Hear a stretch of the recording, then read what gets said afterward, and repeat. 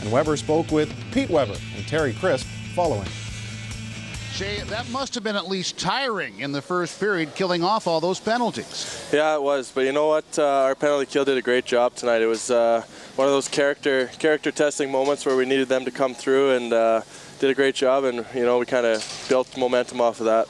And Shea, one thing the coaching staff said about after the game in Tampa was that, hey, we did have our scoring chances. We didn't capitalize on them the way we should have. Well, this afternoon here, obviously you guys took that message to heart. Yeah, no, we did. That's something we really talked about, is that, you know, we had enough chances to win. We just kind of gave them the game. So we had to focus on not giving them enough chances and still keep going forward with our offensive side of the puck. Something very similar to that game in Tampa, Shea. This time the roles were reversed, but in Tampa on Friday night, the Predators had 7 power play chances, 14 minutes on the man advantage, and didn't come near a goal. That was frustrating. Well, that happened to Carolina here today. Yeah, you know what? That'll win you games. You know, power play and penalty kill is such a big part of the game nowadays that it builds momentum, and it really it wins you games. And Shea, we're talking with all the other coaches on the other teams. Now, you might not talk to them. We do, by the way.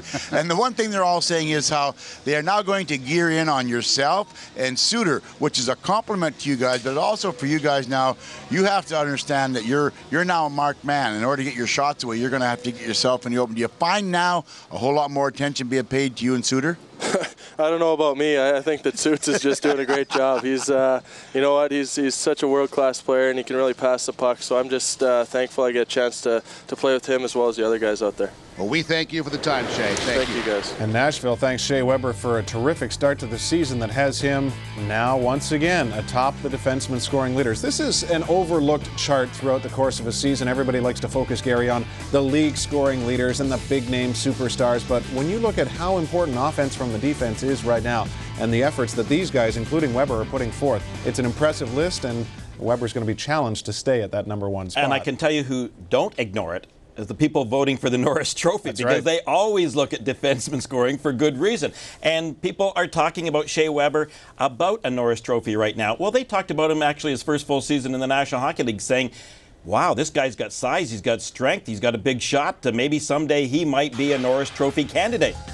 Maybe that someday is now, at least if he keeps up the pace he's on right now, because he's on a 40-goal pace. And if coaches around the National Hockey League are talking about taking Weber out of the play, well, they didn't really get the message in this game. Peter Laviolette should have had somebody out there after him, because Weber was just blasting away from the point, and pointed out he does have a big shot. And in this hockey game, he had 6 shots on net. He also had 4 hits, talking about his toughness. Yeah, this is a guy that is clearly being talked about around the National Hockey League, because he was a guy that came in with Phaneuf. Phaneuf has always got all the praise, but right now, Shea Weber is, in my estimation, playing as well as you could ever expect in the National Hockey League for a defenseman who's only 23 years of age. On the defensive side for Carolina.